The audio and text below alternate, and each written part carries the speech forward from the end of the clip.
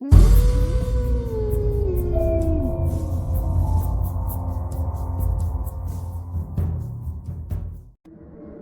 कहानी की लेखिका है विनीता मोहता। रोहन अपने दोस्त के घर पढ़ाई करने के लिए गया था। उसके घर का माहौल एकदम अजीब सा था, सब कुछ शांत और गंभीर। देर रात तक पढ़ाई खत्म करने के कारण वह हॉस्टल वापस नहीं जा सकता था। कुछ कर उसने अपने दोस्त के घर ही रुकने का फैसला किया। उसकी दोस्त की माँ ने उसे एक कमरा जो ऊपर था रुकने के लिए दिया। कमरे में पहुंचते ही उसे अजीब सा डर लगने लगा। वह डर क्यों था ये उसे समझ में नहीं आया। देर रात तक वह सो नहीं पाया। जैसे ही उसकी आंख लगी उसे अपने करीब कोई साया महसूस हुआ। उसने आंखें खोलकर देखा तो उसके दोस्त की माँ वैम्पायर के रूप में उसके पास खड़ी है। गर्दन पर अपने दांत लगाकर उसका खून पीने लग गई। इस पूरे घटनाक्रम के कारण रोहन बहुत डर गया और उसकी जोरों से चीख निकल गई। क्या हुआ रोहन, क्यों चिल्ला रहे हो? दिवेश के उठाने पर रोहन की आंख खुली तो वो अपने हॉस्टल में था। इसका मतलब ये सपना था। सपना बड़ा ही डरावना था यार।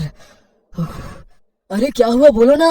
कुछ नहीं यार, एक सपना देख रहा था, अब बिल्कुल ठीक हूँ।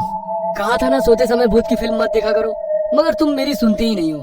अब डर गए ना, सो जाओ चुपचाप, सुबह हमारी क्लास है। अगले दिन रोहन पूरी तरह नॉर्मल था। पूरे दिन स्कूल की एक्टिविटी में व्यतीत हुआ।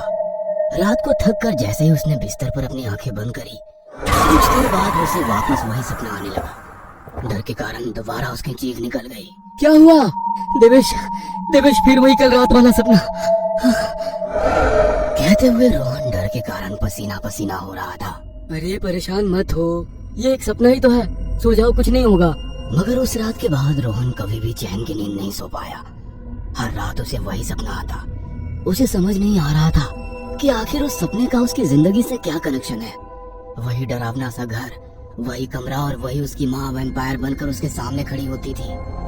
कुछ दिनों के बाद उसकी क्लास में एक रवि नाम का लड़का पढ़ने आता है। देवेश और रोहन उसके अच्छे दोस्त बन जाते हैं। एक दिन रवि उन दोनों को अपने घर पर बुलाता है। देवेश किसी कारण से नहीं जा पाता है। रोहन जैसे ही उसके घर पहुंचता है वह हैरान रह जाता है, क्योंकि वह वही घर है जो वह हर सपने में देखता था। लगता है आज सपना हकीकत बन जाएगा। आज की रात मेरी जिंदगी की आखिरी रात है, मगर जो कुछ भी हो उस सपने की तह तक पहुंचना है तो घर में तो जाना ही होगा।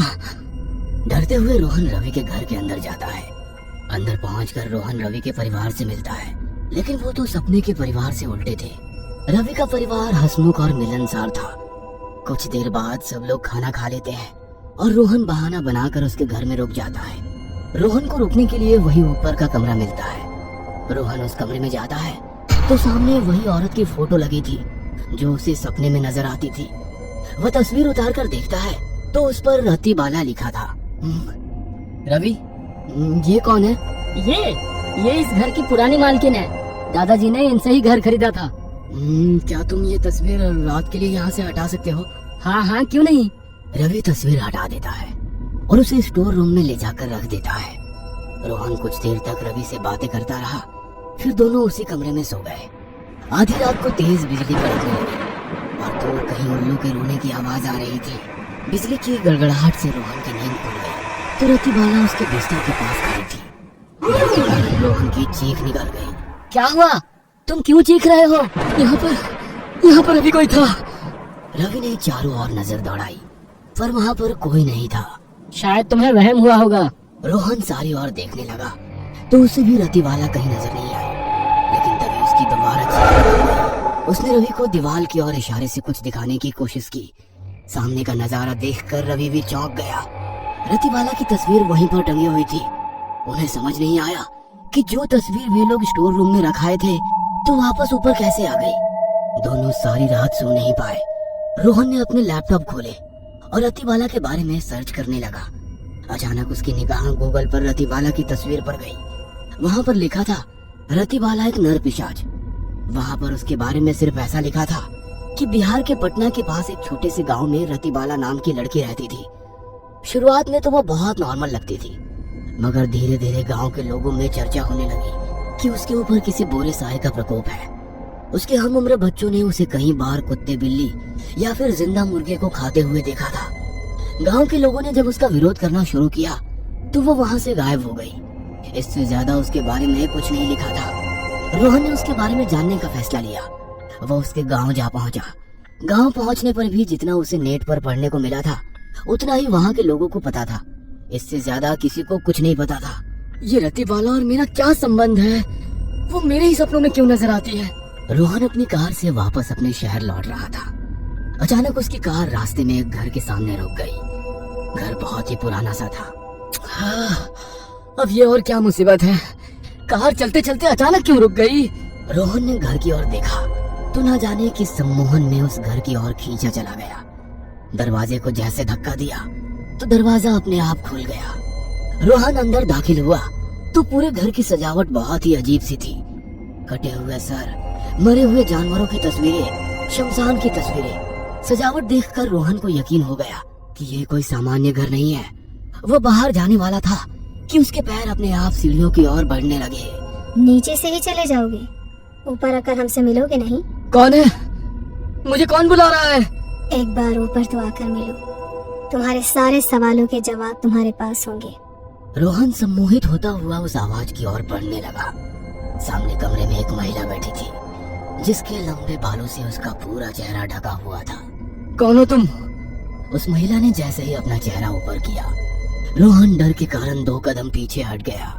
तुम तो रतिबाला हो। तुम यहाँ पर कैसे? आदेश, तुम पूछ रहे हो मैं यहाँ कैसे? मैं तो पिछले कई सालों से तुम्हारा यहाँ इंतजार कर रही हूँ। तुम भूल गए मुझे? मेरा इंतजार कर रही थी? मगर क्यों? मैं तो हॉस्टल जा रहा था। अचानक मेरी कार यहाँ तुम्हारे घर के सामने कैसे रुक गई? आदेश, अब हमारे मिलन का समय आ गया है। अब तुम्हें सब कुछ याद करना ही होगा। मैं पिछले कई दिनों से तुम्हें तुम्हारे सपनों में आकर हमारे पिछले दिनों की याद दिलाने की कोशिश कर रही हूँ, मगर तुम हो कि तुम्हें कुछ याद ही नहीं आता। हार कर मैंने तुम्हें तुम्हारे पुराने घर भी भेजा था, मगर वहाँ भी तुम्हें मेरी फोटो देखकर कुछ याद नहीं आया। इसीलिए मुझे तुम्हें यहाँ बुलाना पड़ा मेरे सरताज। जल्दी ही मैं तुम्हें सब कुछ याद दिला दूंगी। ये लो, ताजा इंसान का खून। इसे पीकर तुम्हें सब कुछ याद आ जाएगा। क्या बकवास कर रही हो? इंसान का खून पीना पड़ेगा? इंसान होकर इंसान का खून कोई कैसे पी सकता है? इंसान नहीं, वैम्पायर इंसान का खून पीते हैं। तुम भी वैम्पायर हो। हम दोनों इंसान नहीं, वैम्पायर हैं। क्या कहा तुमने? तुम वैम्पायर हो? इसका मतलब मैंने जो नेट पर तुम्हारे बारे में पढ़ा था वो सब सच था। शायद तुमने आधी अधूरी बातें सुनी। मैं नहीं, तुम भी वैम्पायर हो। आज की रात तुम्हें सब कुछ याद आ जाएगा। बस थोड़ा सा इंतजार कर लो। तब तक तुम्हें एक कहानी सुनाती हूँ। आदेश, तुम तो शुरू से ही एक वैम्पायर थे। पूर्णमासी की रात को जब मेरा जन्म हुआ तो हॉस्पिटल में तुमने मेरा खून पीकर मुझे भी वैम्पायर बना दिया था। मेरे पैदा होने के बाद हर पूर्णिमा को तुम मेरा खून चूसते थे ताकि तुम्हारी तरह मैं भी ताकतवर हो जाऊं।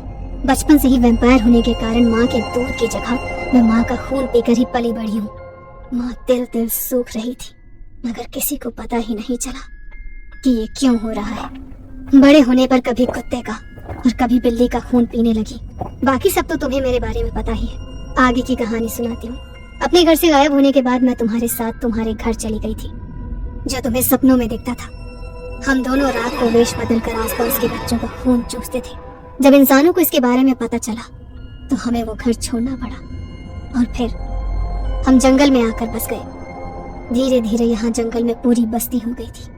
एक दिन एक गांव वालों ने तुम्हें बच्चों का खून चूसते हुए देख लिया था और उस दिन तुम्हें जिंदा जलाकर मार दिया था। क्या अजीब कहानी है।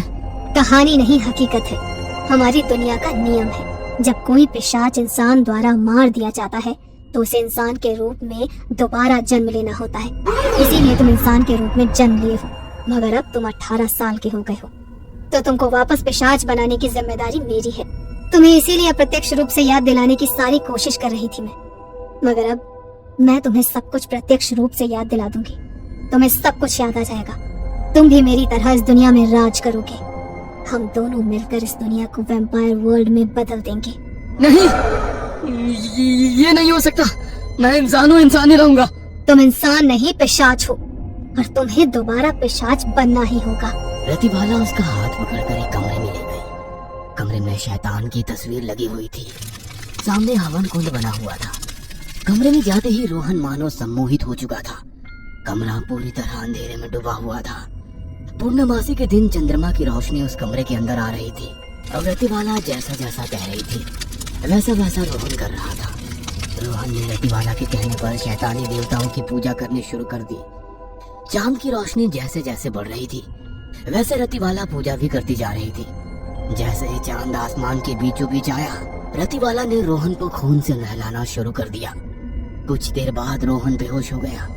जैसे ही उसे होश आया तो वह पूरी तरह बदल चुका था। उसने सामने कटोरी में रखा हुआ इंसान का खून पिया और रतिवाला की ओर देखकर मुस्कुराने लगा। उसने अपने नुकीले दांत रतिवाला के गले में घुसा दी और उसका खून चूस लिया।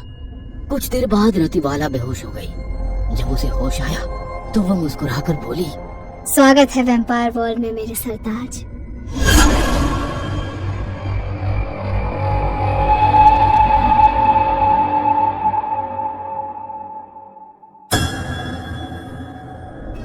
ये कहानी आपको अच्छी लगी हो तो हमें सब्सक्राइब करें, हमारा इंस्टाग्राम और फेसबुक पेज जरूर फॉलो करें। और हाँ दोस्तों, सब्सक्राइब करना भूलना मत।